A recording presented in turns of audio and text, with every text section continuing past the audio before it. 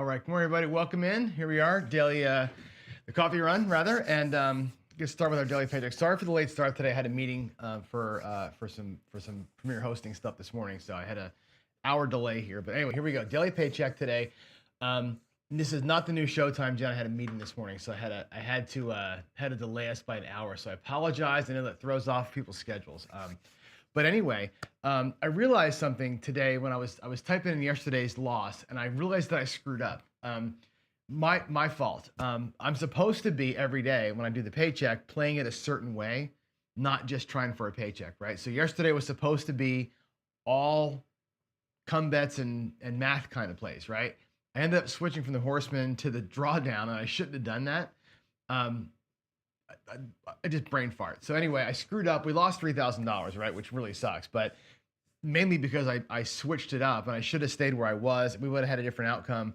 I don't know if it would have been positive or negative, but we would have had a different outcome. Anyway, today, Trendy Tuesday, I'm just going to play a trend system. I'm just going to go ahead and press numbers.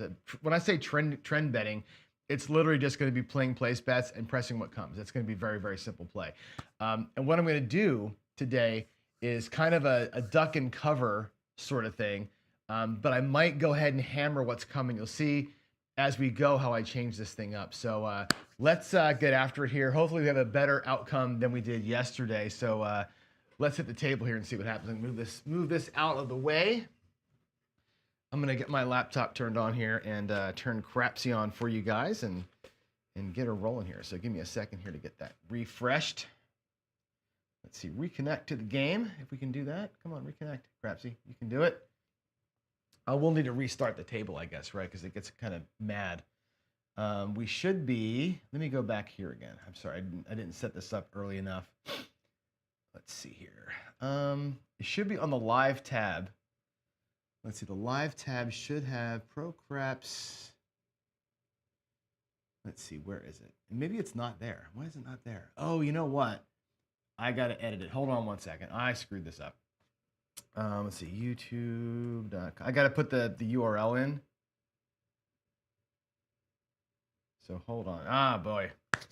Get to hear me ramble around here from YouTube.com. Where's my thing? YouTube.com. Casino Gaming TV. Casino Gaming. Jeez. Can't type. One of those mornings for me. Come on. No internet? All right, come on. Come on. I just got to get the the URL for the video and paste it in there. That's what it wants. Copy that. We'll take that out of there. We'll go here, live, yes, and paste.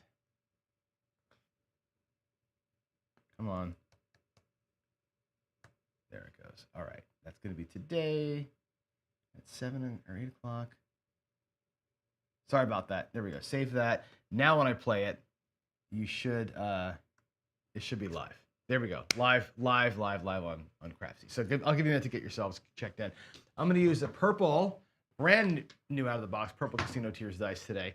And what I'm going to do is, with the puck being off, of course, we're going to go 640 across. We have $5,000, so 640 across. There's $1,000. So that'll be, I think it's like 60 to make 703. So there's 360 back in the rack as change. 640 across. I might actually go 700 across just to make it easy. I always do this to myself. I don't like 640 very much.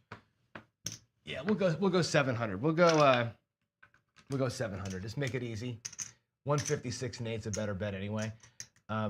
I'll take the $60 back and make that look like that. All right, there we go. 700 across. And what I'm going to do is, assuming I get a number, if a number hits, okay, I'm going to duck and cover means get out of the number, right? So if the 8 hits, we go down on the 8. If the 9 hits, we go down on the 9. I'm going to go down on the sister, okay? And I'll take the sister's money that we're going to go down on and put some of that up on the number that hit. We're going to take 3 hits and get out of here. So it's going to be kind of a moving the money around thing. We're going to start high. We're gonna regress one number, press a different number, and hopefully I get 3 or 4 hits and we'll be okay. If I don't, we're gonna burn it. We're gonna try it again, and wish me some luck. Here we go.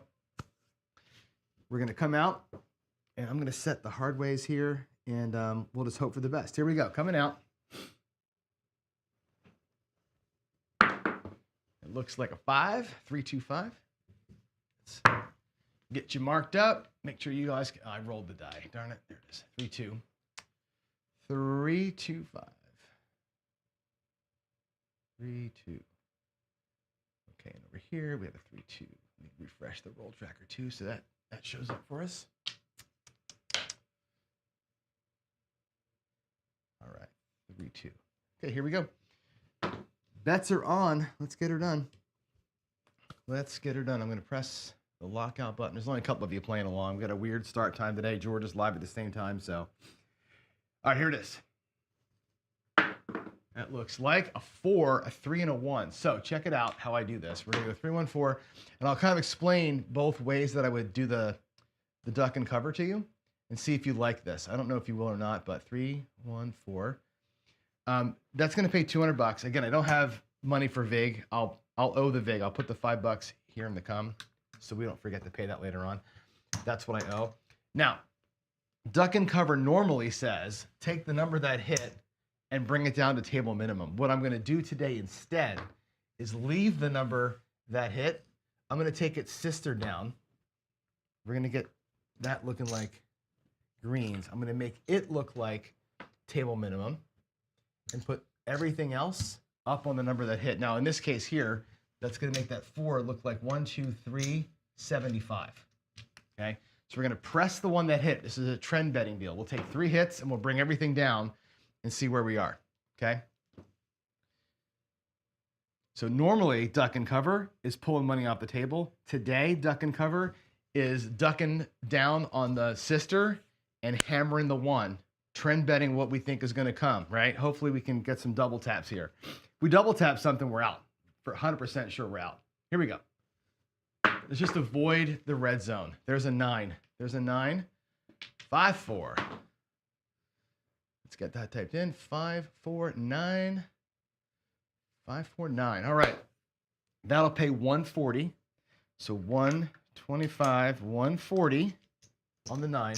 And I will take the nickel from that and take care of my VIG. Okay. Now the 9's going to stay. We're going to bring the 5 down to a quarter, table minimum. I'll put the $200 to the 9. Take that $10 exchange. That's 2 numbers where we regressed the sister and hammered the one that came. Again, trending what's coming. Hopefully we're going to catch a repeater on something that's coming. If not, well, then we'll just have to live with what we got here, right? Let's do it. Let's do it. And I may just do, after this is over, a regular, I'll show you how I play the duck and cover. I think you'll like it. Here we go. That looks like a 6, 5, 1. What a nice throw that was, Johnny. 5, 1, 6. 5, 1, 6. I think we're there. I think that is a paycheck. 5, 1. If I'm not mistaken. 5, 1, 6. That'll pay 175. All right. Now, if I take everything back down and we go all the way down to 320 or 160 across, rather. There's 150. There's 160. I'm going to bring back to my rack what I got here. I'm going to bring the whole thing down to a minimum size bet. We have 1, 2, 3, 4, 5. 1, 2, 3, 4, 5. 1, 2, 3. I'm going to make that look like $100. I'll make these two look like a purple. That's 2 purples coming in. My rack now is full. There's the 5K. There's 350 in locked up profit plus the 160 out there. Now that is $500. I could be gone and out of here for the day, right? That is the paycheck. But I'm going to keep playing here because we have a show to run, number 1, and I want to show you how I play duck and cover at the 160 level at the casinos. I actually play this way. So I want to show you how this way works. That's the only reason why I'm staying out there. But we really should be logging a $500 profit today. Here we go. Coming out. Our dice are out for this. Again, I'll play duck and cover the way that I normally do. Here we go. This also wants 3 hits. So we got to pretend like we're starting over here. There's a 9, 5, 6, 3. So the real duck and cover works this way. It's a 6, 3. Let's get you typed in so you can make your bets. 6 tray. That's going to pay $35. And I duck and cover, which means get out of the thing, right? Bring back $50. I'll leave this money out here in the com. You can see what's off the table. So I'm out for 160. I'm in for 50 on the hit. This is anti-trend. This is like kind of taking what came and sort of being pretty sure you're not going to see it again, right? Here we go. Duck and cover. Let's get one or two more of these. We'll feel like we're in good shape. There's another 9. We actually buckshotted the number. That's okay. We'll pay $14 on that one, and it's fine. I take these numbers once they hit. The number's independent. So now this number starts getting power pressed or start getting pressed up. Every number is independent. So in this case here, I would drop $1. I'm going to pretend I'm going to borrow $1 from Jen because I don't have any whites in my rack. And we'll make that 9 look like $25. So from 14 to 25, that's going to go up now. Every number gets brought down and then brought back up again. Let's cross our fingers here that we can get some the other numbers to hit before you know what happens. And if not, we'll just sit and talk for a while. Here we go. Dice are out. That was not a bad throw. It's a 7 though, so we're gonna lose it. That's okay. That's okay. 5, 2, 5, 2. Come on there, duty. Crap. See. 5, 2. Whoops. 5, 2. All right, that's it for this part. We'll take the $50 back to the rack, and we have $400 as our paycheck today. Now, I do want to show you what normally happens. I'll run through this real quick, just since we're sitting here. Let's say that the 5 would have hit. The same thing would. I'll put that $50 back out. The same thing would have happened, right? I would have taken the 5, right, down to $10, right? Take the cap, and now I've got 100 in the rack. The next one that hit, let's just say it was a 6 for $35. That's fine. $35 on the 6. The 6th then comes down and looks like 12. And I've got my 160 back. So 3 hits in, I've got my 160 back. This would be a $12 bet, obviously. And I'm out. I also, at this point, would have 2 bets that are at table minimum and can be pressed up. I have 1 bet that I already started pressing up. And then I've got the 4, the 8, and the 10 that haven't been hit yet and are already at green level, right? Decision point can be bring these 3 down to $10 each too, right? Lock up whatever that is, another $45 in profit. Or, hey, I got them already pressed up, the 8, 4, and 10. Let's leave them there and let's just beat the crap out of it. Once you're out of the hand, do you decide to be that risk aversion, or do you have risk appetite and you like pull those down and restart, or just let it all happen, right? Or play them all out. Let the 8 come hit, go down to 12 and restart itself, right? Every number can be instantly regressed and pressed back up. That's the duck and cover. And it works relatively well. Obviously, if you get 1 or 2 hits before the 7 and that's it, you're going to be upside down, right? It needs 3 to get to where you're feeling pretty good. But I'll take the $400 profit today. I'm pretty happy with that. So that's going to be a decent, okay paycheck. And I'm going to clean the chips out because we're going to do some leverage comparisons today. And I need the deck to be cleared. So, all right, I'll log that into the system later on today. But let's go back over here and get ourselves going. I'll pull my trusty rack over. And I actually changed my dice out today. So I've got dice that won't get splayed out by the green screen. And I think also when I do my presentation today, I don't have green text up there. Yesterday, a lot of folks in chat were like, hey, why can't we read the words, you idiot, right? And I'm like, oh, crap. I had words highlighted in green, and I have the green screen turned on, so it made them all look like they're like the black. Anyway, sorry about that. Let's get into it. Let's get into today's stuff here. And I'm going to go pretty quick because I got a couple things I want to say, but I want to really get to the leverage talk first. So first of all, what's happening in the world? Tales from the table. So Ed dropped the Bo Parker interview last night. I was just writing to Ed in chat. Like I watched it as just watching it. Just sat there with popcorn and watched the thing after the football game. Great show. I'm going to watch it again today and take some notes. I'm going to actually write some things down that Bo said. Bo, I mean, the guy's a fountain of wisdom, right? He's been playing craps for as long as I've been alive, right? 50 plus years. He's seen it all, been there, experienced it all. Some of the things he preaches on, I don't necessarily agree with, right? I'm not that big of a believer in table energy like he is, but other things he says are just really, really solid advice. And so I'm going to watch again, take notes. Tomorrow in this segment, I'm going to talk about it. I'm going to talk about some of the things that he said that I think really resonated with me on both sides of that. But I really want to get into that. But I want to really spend time with that video today and watch it. It's 2 hours, 100% worth, right? Biff says enjoyed the interview. It's great. It's 2 hours. It's long. It's long. It's not like a small investment in time, but 100% worth it. So go check it out, Roll to Win Craps. If you haven't seen it yet, y'all know Ed. That's where he is. So go check that out.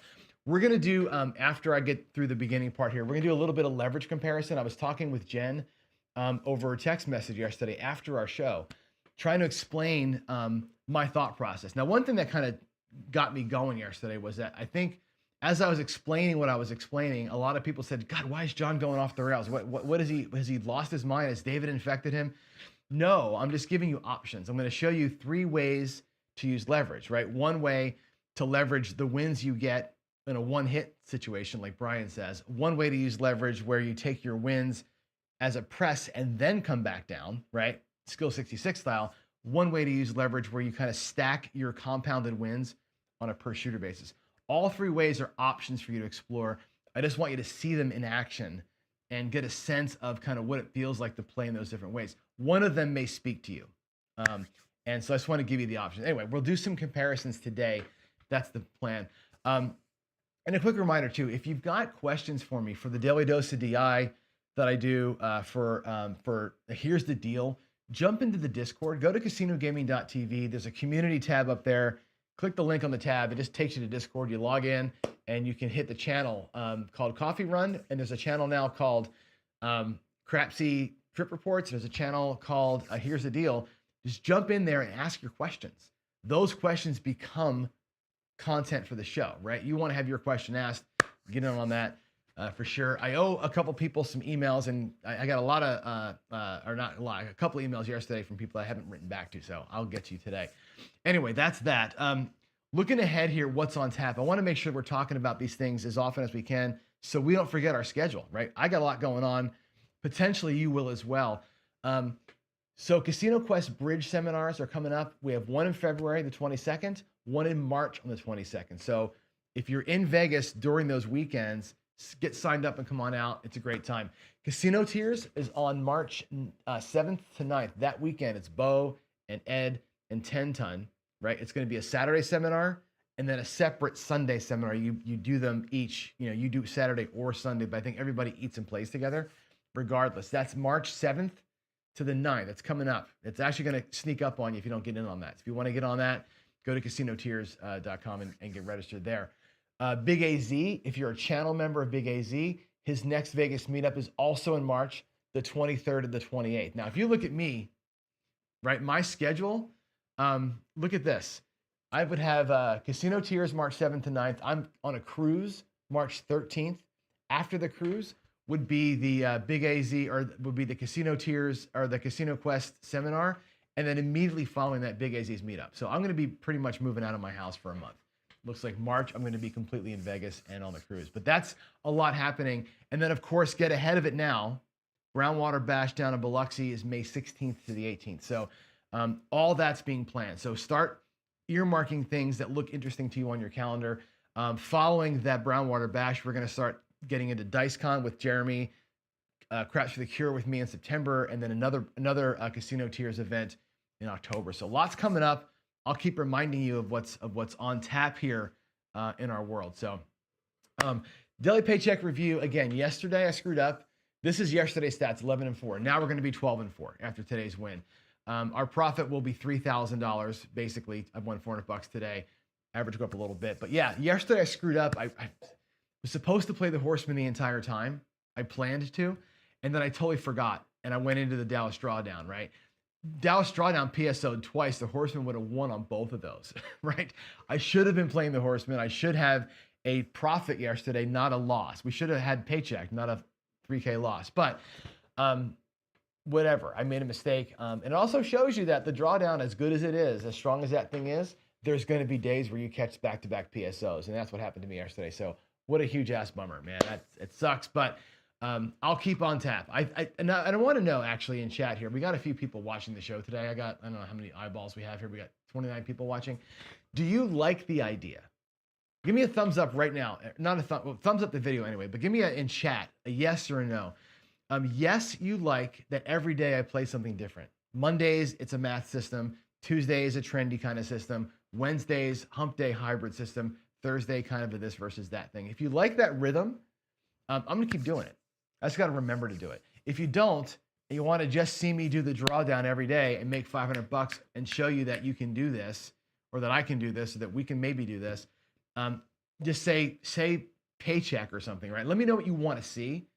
I like playing different stuff every day, but I also want to make sure that we're hammering the points in that, like, this way has a better chance of working if you're going to try this, right? So there we go. All right. What else is happening here? The daily dose of DI. I'm going to jump into this first instead of last today. And this came up. This question came up from James Newberry during Craps Chat. It comes up a lot. Almost every time we have a DI show or a person or whatever, somebody always asks this question. If you're so good at it, why not just bet big on the don't and throw a 7? Set for the 7, throw a 7. Why don't you just do that? And there's two answers to this, okay?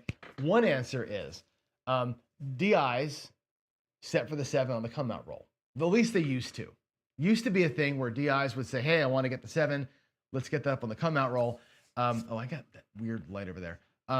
Set for the 7 on the come out roll, right, to make their pass line bets better. And in fact, when you play the pass line parlay system that I like so much, setting for the 7 on the come out roll means you can jack up those pass line bets. Today's world, ATS is in play, so setting for the 7 on the come out roll is not a thing anymore, right? Guys who wanted to have a 7 on the come out don't want that. They don't want to reset their ATS, right? So they don't. So it's kind of orthogonal to what you'd want to do as a DI. If you're able to kind of pocket your results, you'd want to be on the ATS and not have it reset. You'd want to be, when a point is set, hitting box numbers and making money on the box numbers, not just hammering for a 7. Now, I could see a case, potentially, this is a giant air quotes here, right? Where you do a hybrid like Jacob, where you put a big don't out there, right? Use your DI skills, hammer the box for a while, and then put your bets down, set for the 7, and get the don't pass to pay, right? Avoid the one number, hit everything, right? Perfect world, you could do that.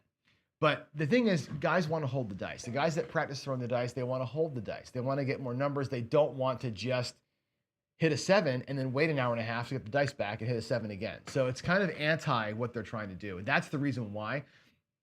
Besides that, I don't think there's a DI in the world that thinks they can snipe a number, let alone the 7. There might be sets they can use that are more 7 heavy, but nobody wants to give the dice up. I think that's what it comes down to. Most DIs want to keep the dice. That's the reason why they don't set for the 7. Could they?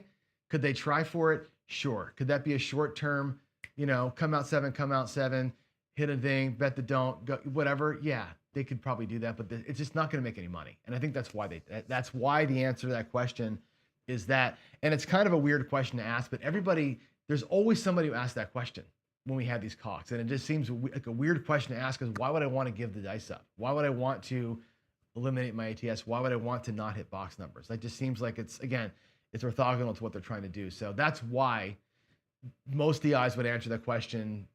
It doesn't make any sense to do that. Okay. So there it is. I don't have a personal opinion on it because I can't set, throw, and target anything. So I'm just hoping against hope that I don't see a 7. You know what I mean? I'm still in the spray and pray stage of my life. So there it is. There is no ATS at WinStar. Was WinStar have anything else? Did they have like a repeater or something like that? I think most guys want to keep the dice, right? Ultimately, DIs want to keep the dice, and I think that's why they don't set for the 7. So, all right, let's go next here and talk leverage really quick. I want to get into yesterday's conversation, and I'm gonna flip around and go to the table side. Let's go here and put some lights on, and let me kind of lean into this thing a little bit. And I'll do some rolling here out front of me, but I really want to talk about the 3 leverage ideas that we had, right? And I'll demonstrate them all really quick, and then I'll do a little rollout, a short rollout of 2 of them. So leverage way number 1, and this came to us from Brian at Holy Roller. He's like, look, if you've got $1,500 in your bank, you bought in for $1,500, leverage your buy-in, which should allow you to go out with bigger initial bets, right? And what he's advocating for is something like this. We're going to go here, we'll go 35 on the 5 and 9. And let me spread those out so you can see the bets here. 35 on the 5 and 9. And we would go 42 on the 6 and 8. And the reason why those bet sizes are chosen, it's a big risk for one roll, okay? Leverage your big bankroll, okay, for one roll. And you're gonna sweat the money on one roll. The puck is gonna be off. We're gonna come out, hopefully, to some number. The number's gonna be a 6, pass line notwithstanding. And of course, we 7 out. There's the case where your leverage gets banged. Let's get a number, though. There's an 8, okay? If you roll a number before you 7 out, that 8, the 9, the 6, the 5 all pay the same. 35 pays 49. 35 pays 49. 42 pays 49. 42 pays 49. So if we pay it $25, $45, $49, okay, you would take your bets down, say, dealer, take my bets down, get your money back in the rack, go out 44 inside, and have a little bit of profit, a nickel profit. You're going out 154 for one roll or one hit with the intention of coming out 44 inside. Okay, your intent is to come back out at table minimum, play for free, quote unquote, free on your profit. It's leveraging a bigger bankroll, a bigger buy-in to buy yourself less time. One roll, potentially, one hit for sure, to get the hell out of there, right? You're using your bankroll as leverage to optimize yourself for a less amount of time. That's what Brian Baldwin from The Holy Roller was talking about on his leverage video a few weeks back. It was the subject of Craps Chat the other night. That's one way of using leverage. Now, leverage to me defined as using money that's not yours to make money, right? I use the investment analogy where when you win in the stock market, right, you reinvest your earnings so that your next earnings are bigger. They're compounded on top of all that, right? So your $1,000 becomes $1,100, your $1,100 becomes $1,220, right? That's kind of what we're looking at instead of doing 1,000, 1,000, 1,000, 1,000. Now, another way to do leverage is this. Here's the inside play. We'll do 66 inside. And you've seen this one a million times from me, right? This one here is simple, right? You're going to leverage a win, same as the other one, right? But here's what's going to happen. You win $21. You're going to power press by $1 and say, look, press them all up one. Here's your leverage. You're going to use money that didn't come out of your rack. You're going to press up with your winnings to bigger sized bets. Leverage the win. Compound your initial investment with what you won. Stack money on top of what you already had to make your next win a little bit bigger. This is compounding. We call it pressing in craps. In the investment world, it's compounding. Take your initial investment, add your wins to it so that your next win, your next payment is bigger. Instead of winning 21 on an inside number, you're winning 28 on an inside number. And then you can bring it all down. You can take half of your money down and watch this. You're going to be also at 44 inside. This is magic, right? 44 inside. There's 25, 35, 45, 55, 65, 66, $67, which is what you used. You're 66 plus that extra buck, and you've got, guess what? $5 in profit. Same as the other guy. It works out the exact same. The difference, lower initial investment, you need 2 hits to get it, right? Leveraging your bankroll bigger size meant 1 hit required. Leveraging your win with a smaller initial spread meant 2 hits. One optimizes for time at the cost of money, extra money. One optimizes for money at the cost of time. You see how those two kind of play against one another? But they're both using leverage. One leverages your money to have a better score. One leverages your win to have a smaller score, but lowers the risk, right? That's the 2 leverage plays that we talk about and see the most are those. One hit, can't miss type of thing, right? Versus a little press and regress type of thing. Now I'm going to show you an alternative that I was working on yesterday, and we may roll this out a little bit today, which was this idea of taking what you won and using that as leverage on your next series of bets. And I'm going to put a rack out there. and I'm going to put this in. We're going to go 160 twice in the rack. So 150, 160. We'll do 100, 150, 160 twice in the rack. Did I screw that? 100, 150. I did it wrong. Okay, there's 160.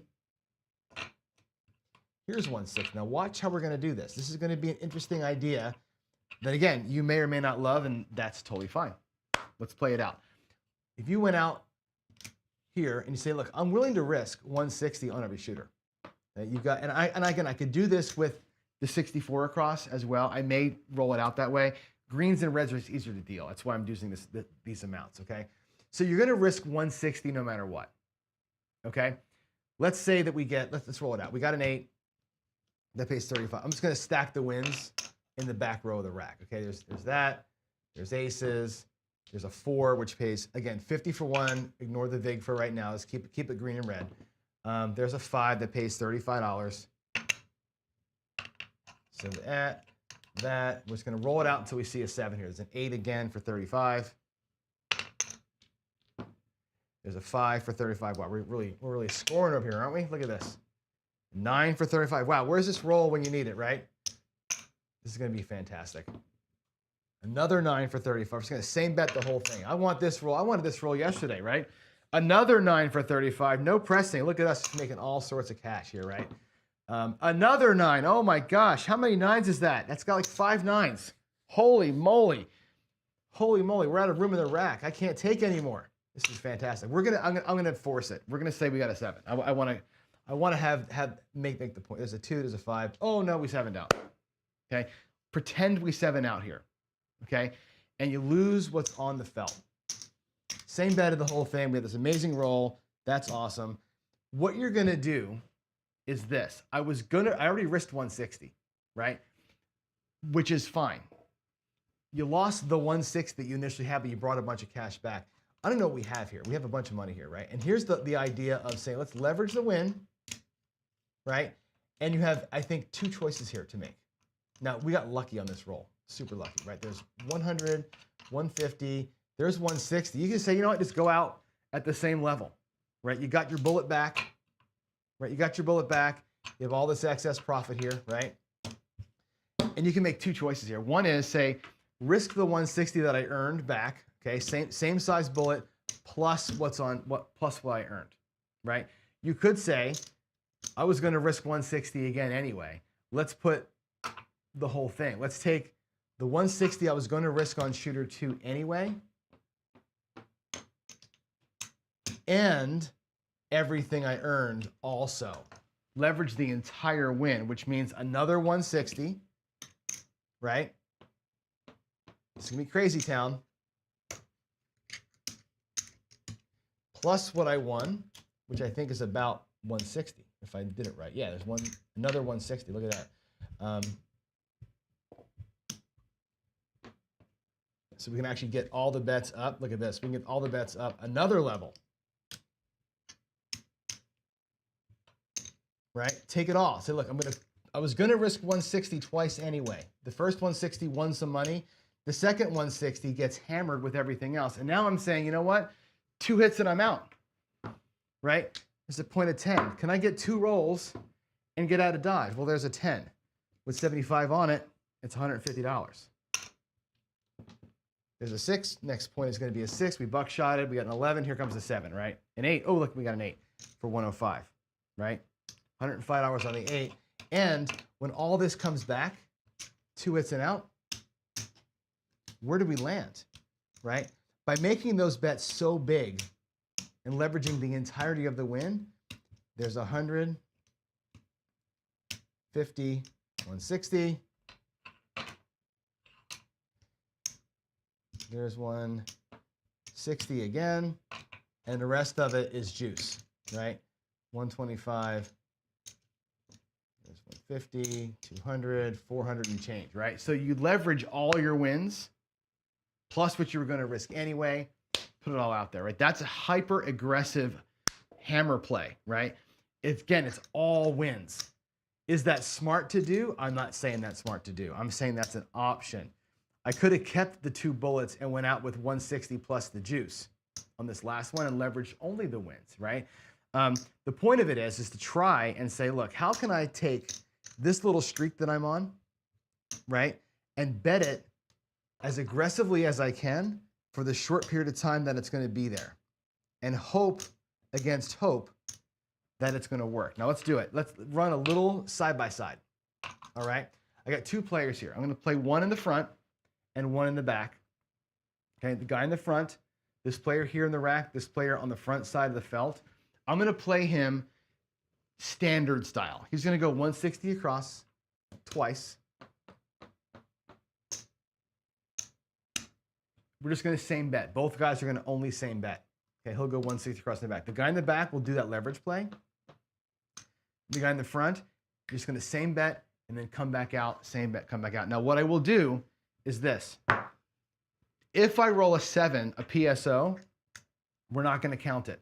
And the reason why we're not going to count it is that both players would lose the exact same money, and there's no comparison there. So I want to see a difference between them. So if I PSO and both players get whacked for 160, there's no difference. They're in the same spot. I want to get to a point where there's a difference. So bear with me as I do this. We're going to roll it out. Point's going to be a 9. Now we're going to same bet both guys. Okay? And this guy's just going to same bet and then use his next 160. It's all. He's just going to basically look at each shooter as their own. If either guy wins like 500, we'll stop. Okay? There's a hard 10. So both players will get paid 50 bucks. Again, both players are going to same bet. We're not going to do VIGs today. Just because I don't have pennies, I don't want to deal with it. But there's a VIG there, and the VIGs certainly matter. But that's one hit. Okay? Aces, 9. Both players get 35.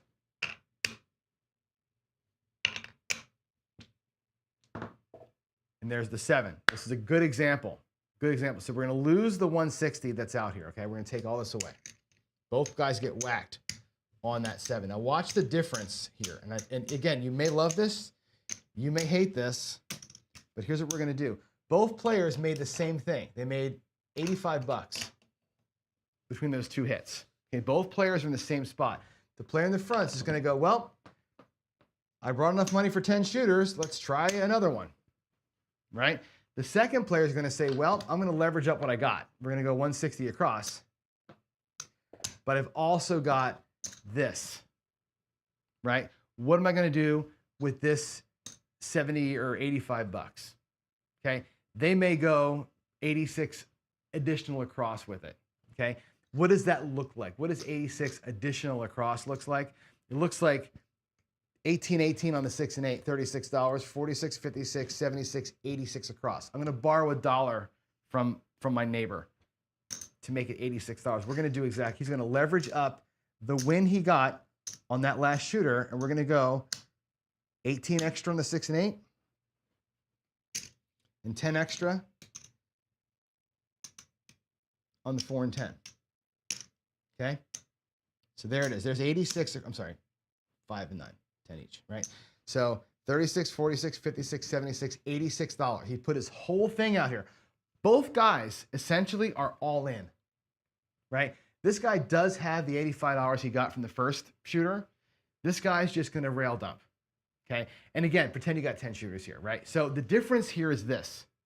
In the next series of betting, if we get PSO'd, we get screwed, right? If we get additional hits, the hits back here are worth a little bit more money. And his rack is going to grow a little faster. Okay, here we go. Point's going to be a 9. There's a 5. So he's going to get 35, 25, 35. Now, again, you're going to see a little bit of difference here in the way that the racks grow. He's got a head start. But here we're going to get paid 50 for 1. I'm going to do 49 the first time. And then we'll have pennies available to us to make those bets later on. Here we go. 7 out. Well, everybody gets hammered. The guy who same betted the whole thing comes out quite a bit ahead. He's got 120. He's got 45. Okay, so leverage play this time didn't work, right?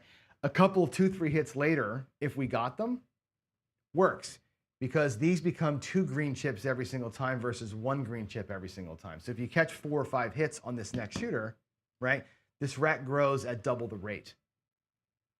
That's the idea. Let's do it again. Let's do another quick rollout with it. Let me get everything reset here. And give me a second to do that. It just takes a minute. All right. Take all the profits and losses away. Okay, so they both have 160 out here. I'm going to give them both 160 in the rack, which would be their second shooter. So they have one shooter in action. They have one shooter in the rack. Let's see if I can't get a better set of rolls here. Let's see what happens. Here we go. Puck's off, coming out. It's a 6. Love these 6-inch rolls here. There's a 4, so they both get paid $50. 7 out. Again, same thing. God, same thing. So they're both going to go back out 160. Replace the bets that are out there. Now, this other guy here is going to have no leverage. This is going to be interesting. He's got, the guy in the front's going to have that $50 head start. Here, we're going to take this 50, and we're going to go with 44 as the inside move. And he's going to get $6 back. So he's going to have the $6 in the rack. He's got 50 in the rack. Again, the leverage play here, not a big one, although the insides will pay $50 at least, right? He's got that going for him. Let's get a new point. There's a 9. There's a 9. Again, both guys are rail dumped. This guy here just has $50 head start on the second shooter, but he's got bigger bets. He's willing to leverage the whole thing, right? There's a 10. They're both going to get paid 50, which is cool. 7 out again. Boy, that's both times we one-hit wondered ourselves on a second shooter. That really sucks, man. It's a terrible demonstration. Again, he comes out a little bit ahead because he wasn't all in like this other guy was. And again, you're trying for more than one freaking hit, right? More than one hit, it's a better comparison. Let's do it again. Let's keep doing it. Again, you can't do it one time and call it a win or a loss, right? But twice now, this guy's come up in front. And because he's got some profit left over from his first shooter. And that's the thing. He's getting a little bit of a head start coming through. All right, let's get in here. Let's go 160 in the rack. They both have 160 in the rack and 160 in play. Let's do it again, and let's get more than one damn roll. Have a better example. 4. Okay, $50 each. Let's not PSO here. Let's not have a quick 7. Let's have them both have some interesting stuff. Cool, a 10. That's nice. This is good. This is good. Let's get a longer. Oh my gosh, another 4. That's great. They both get paid $50. Awesome. 50 and 50. We do owe some VIGs. Again, I'm not doing VIGs today. I just don't feel like dealing with pennies. 6, 35 each. 35 there, 35 here. This is going to be great. A great example, I think.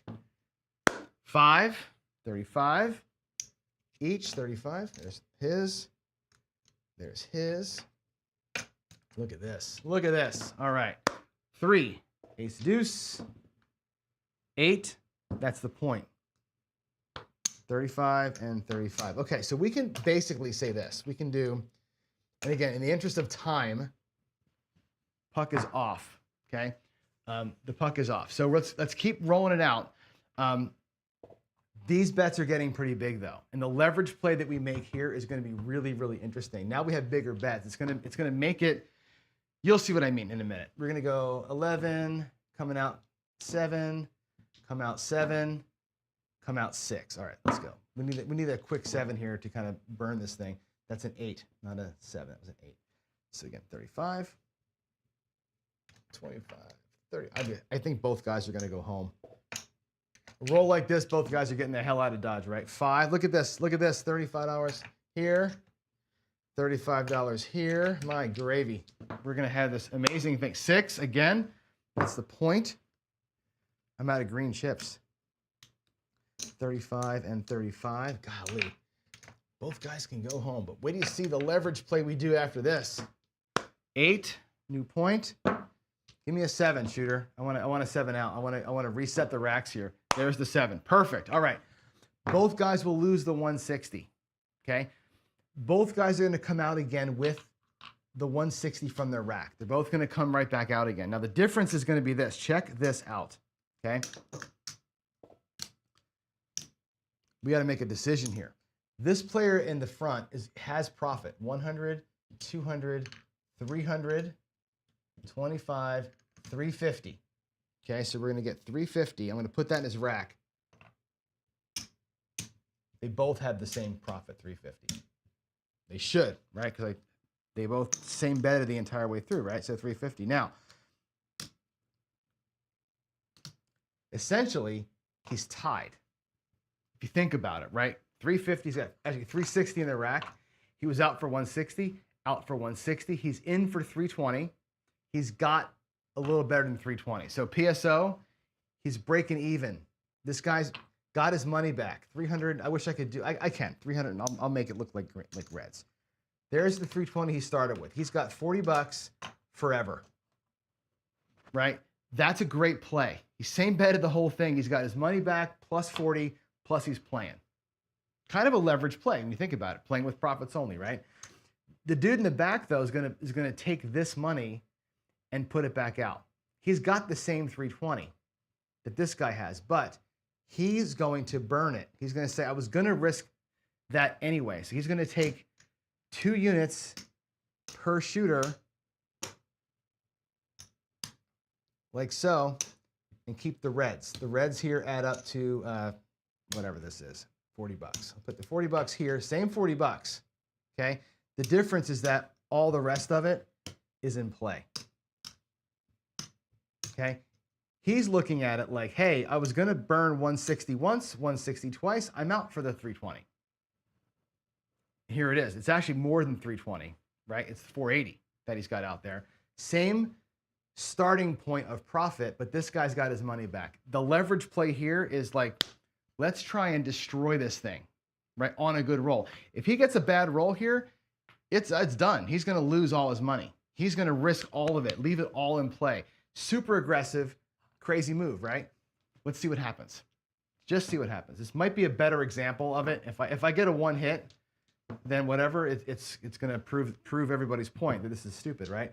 5, 11, here comes the 7. It's an 8. Okay, that's cool. 105 bucks. He gets 105. He gets 35. 3. Boy, we're getting all the horns, huh? 3. He's casino tier 3. My gosh. See a horn, bet a horn. 4. Okay, that pays 50. He's got 75 on it, which pays 150.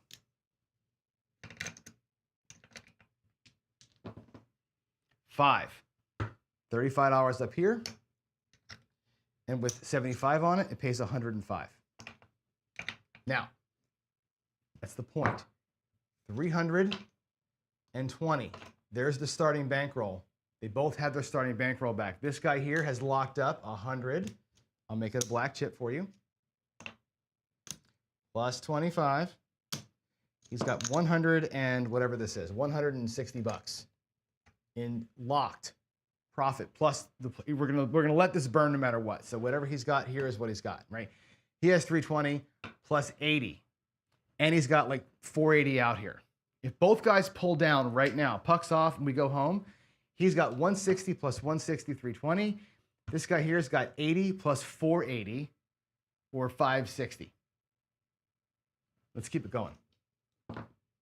4. New point is 4. There's an 8. Again, 35. 25, 35. Okay, his 8 pays 105. 105. Every time he's bringing back a black chip. 10. 50 bucks up top, or in the front guy. That pays 150 to the guy in the back. Again, we're just gonna same bet everything. Not gonna do anything. And if you notice here, he's already passed him. There's a 6 hard. Pays 35. This 6 over here pays 105. Again, black chip. And if we color this guy up, there's a black and there's a green. He's got 275 in locked. This other guy here has another black worth of greens. He's got 425. Every roll, he's increasing. Once he caught him, it's all over with. Once you catch him on the leverage play, all bets are off. And again, if I pull this back, he's got 400 and change here and 560 here. He's at $1,000 in profit. Yeah, he got his ass handed to him twice in a row, But this time when it worked, everything is paying so much more that he's recovered it. Now, again, that's not for everybody. There's a 5, there's another 105. It's a black chip every single time, right? He's got 500 in the rack now. Again, it's only about 5 hits, 5 or 6 hits we've done. Every black chip is the hit, so you can count them. There's 5 hits there. So the leverage play here put him in a position to stack up a whole lot faster on the good roll. Yeah, he got whacked twice for the full 320. Twice. This guy here made $85 the first time and $70 the second time. He got whacked for 160 both times, not the 320. He got burned for the 320 twice.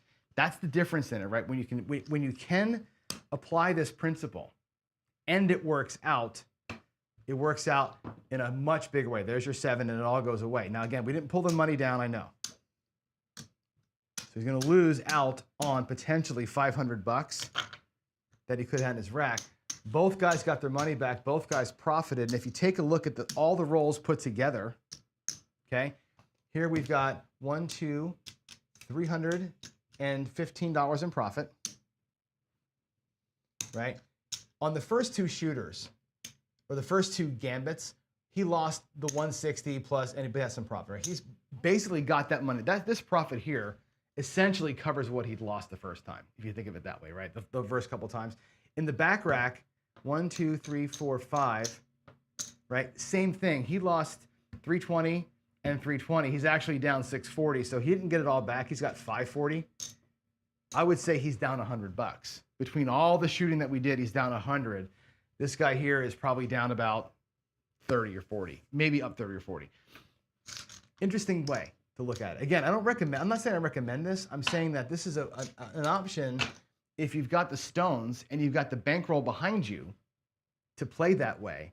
Those bigger bets on a hot run really made an impact in how fast the rack grew. And at any point in time, you could pull the plug, bring back the 480 that's out here, and he's up $1,000, and he's got the previous losses recovered plus profit here. Same thing here, but this guy only had 160 out here. So his top end would have been 480 instead of 1,000. It's just, to me, it's an interesting math problem to solve. And I don't think that this solves anything or answers any questions. I just find it fascinating when I do stuff like this. And when I saw, let me go back over here. When I saw, let's see, wrong screen. When I saw Jacobs play on the don't pass, it got me to thinking about this. And what I was thinking was, what's the difference, really, if I take all my wins and stack them all up on the next shooter, right? Versus taking my wins on the current shooter and stack them up as presses, right? If you put the 160 out there and press it 5 times, right, and lose the 160, you got nowhere. You're going out again at 160. If you took the 160, same bet at everything, and the next time you went out with 160 plus all those wins, it's effectively like you pressed everything up on the previous shooter, but you're going to be out here for a quick hit. I think it's interesting. I don't know that it's the answer, but when I look at ways to use my wins, either by building up like a skill 66 and leveraging that first win to win more on the second roll so I can come back down, right? Again, optimizes money at the expense of time. If you regress, you come out big for one hit like Brian does. You're optimizing for time at the expense of money. If you're using the hammer, like I just showed you here, you're not optimizing for anything, right? You're saying, I'm going to use my bankroll. I'm optimizing my bankroll only. I'm going to say, look, I got high level of risk tolerance. I'm going to go after this thing, right? I'm going to leverage my bankroll. I'm not optimizing for time. I'm optimizing for bigger wins on the second roll.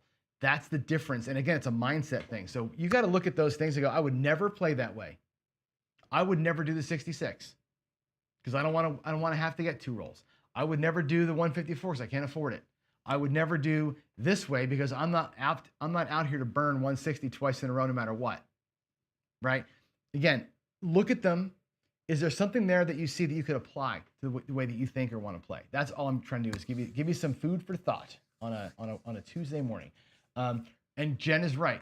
Perpetual leverage is bankruptcy, and I hear you, right? And you're right. And I know what you're saying here too. I don't want to get too in the weeds with those kinds of words. I know what you're saying, Jen. But this is the truest statement. Perpetual leverage is bankruptcy. If I keep doing that over and over and over again, at some point, we're going to fry. If I went back out there again with 160 plus that 400 that I won, and I'm out there at now 640 across to start with, eventually I'm going to get caught in the PSO, and we're going to lose all of it and start back at the beginning again, right? Perpetual leverage is going to crush you, right? If you can catch a little streak like that, bam, bam, bam, like we just did, that would be a good way to get out of it. Maybe using only your wins. The first, that shooter that I won the 320 on, a good play might have been to go out there with just the wins, just the 320. Kept my bankroll safe, used the 320, but use all of it and leverage the entire win. I don't know. Interesting ways to again, just think through it. Just use your brains, use your heart. If you're out there and you're wanting to type in, John's a moron for doing this, then you got your answer. Don't ever play that way, right? If you're going, I could see how that could work with a couple of tweaks, great. Go roll it out in your tables at home and see what you think, all right? So there's that. I think we're going to be out of here. I got to get rolling.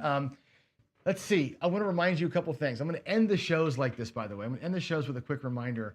All of what I say, all of what I do, it's always food for thought, right?